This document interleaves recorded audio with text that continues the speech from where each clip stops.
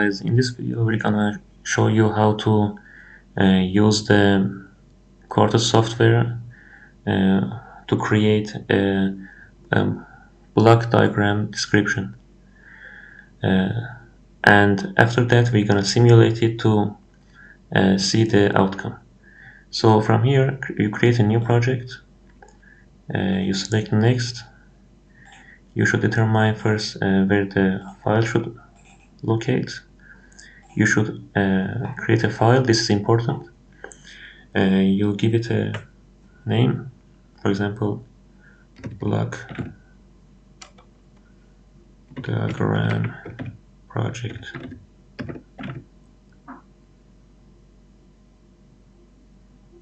You should not add a space.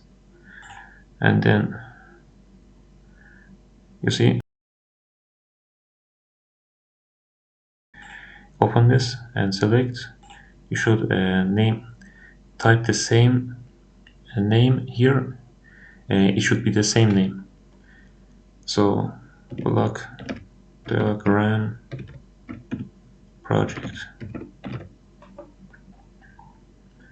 You select next. You shouldn't change anything here.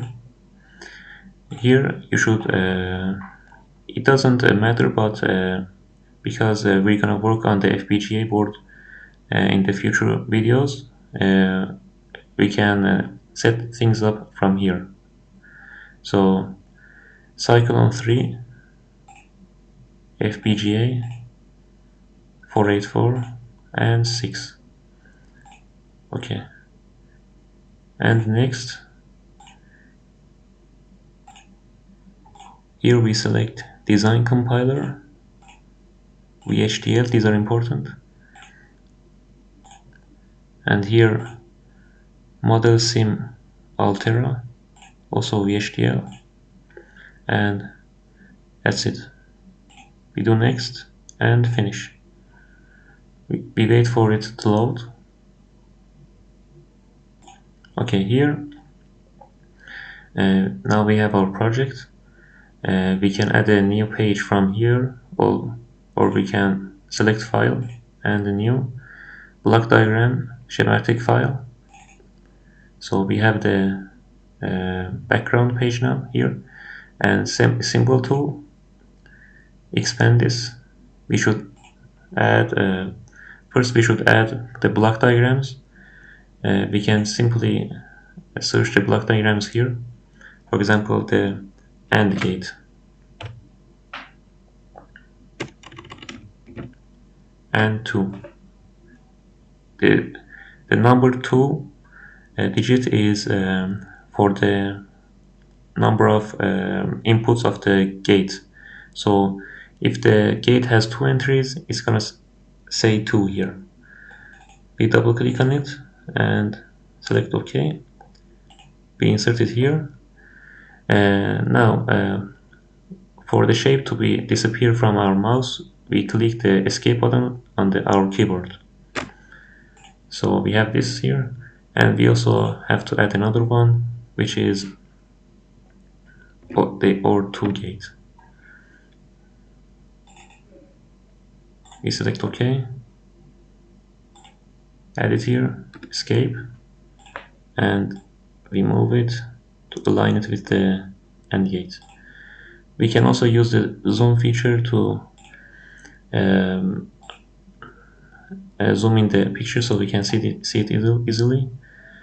And we go to the symbol tool again. This time we are adding the inputs. We type input. We add 2 inputs here. Escape. Again. Now we add outputs.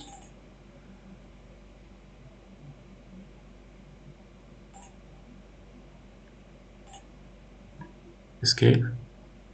Now the next thing we do is name these inputs. So our job is easy and we can determine it at the end after simulation.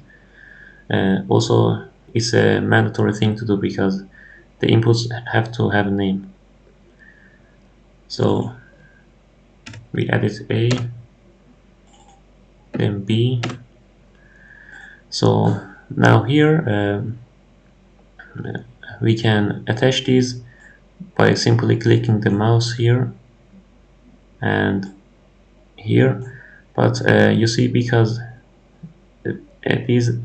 doing this creates these overlapping lines on the blocks, we can simply move the inputs and take them back like this, so we have a clean line like this. You see, that's our inputs, and for the outputs we also name them output and output, and also we do the same here. We drag it back like this. Okay, now what we're gonna do here is to attach the first entry of the OR gate to the first line, and attach the second entry of the OR gate to the second line. So this way we have two inputs for both gates. We have this block diagram here. We have the inputs, we have the outputs. Now what we're gonna do is to compile them for the system to know. So this way the system processes and recognizes the job we did here, and we can move on to the next task, that is the simulation of the waveform, and we can finish our job. So for the compilation we can click this, or we can simply go to the assignments and the processing and start compilation. We click on this, we save changes, we save.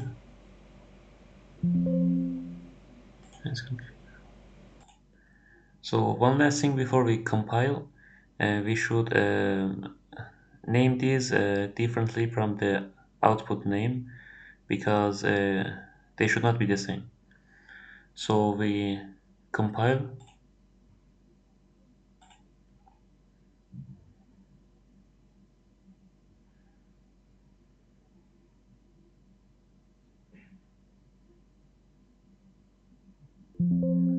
it's successful. Okay, and here we have the compilation.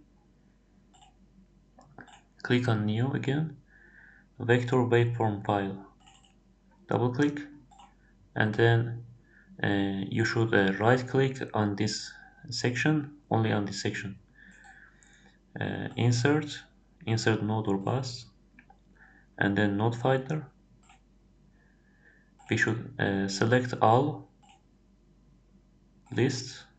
You see, these are all the inputs and outputs that we had made before we came here.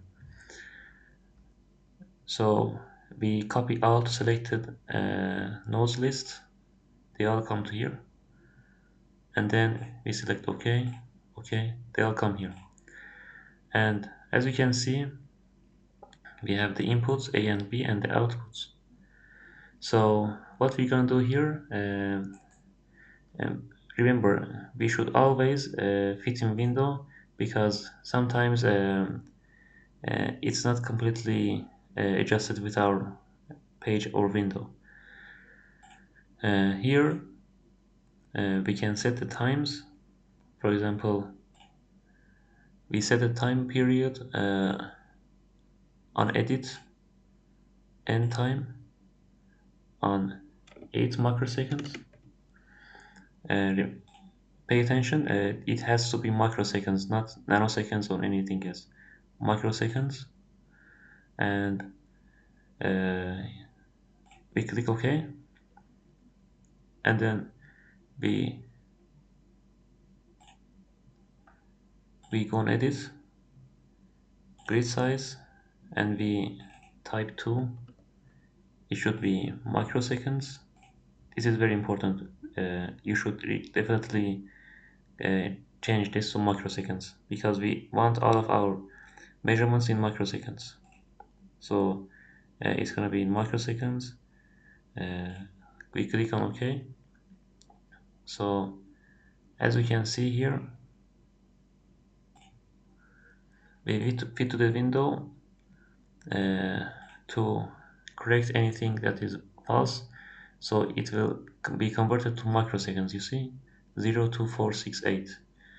And so now we should set the input clock cycle for the inputs. What we're doing right now is clicking on the A, and there's an option here called override clock. We click on this and we select the period, and it should be 4. Only change here, don't change anything else. Also the measurements are correct. Okay, and then B, we click the same button. B, for example, add 2,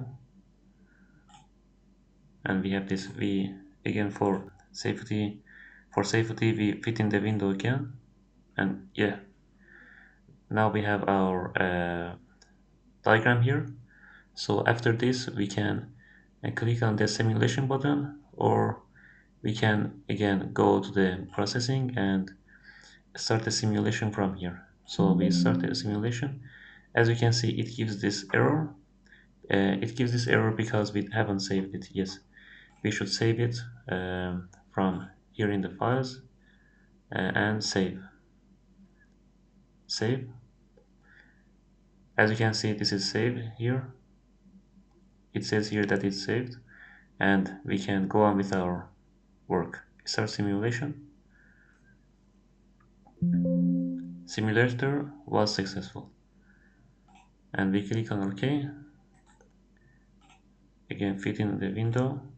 You see, now it's these are the bars for the input and output numbers. Thank you for watching. I hope you found this video well and you learned something about the Quartus program. We're gonna do much more projects in the next videos. Thank you very much.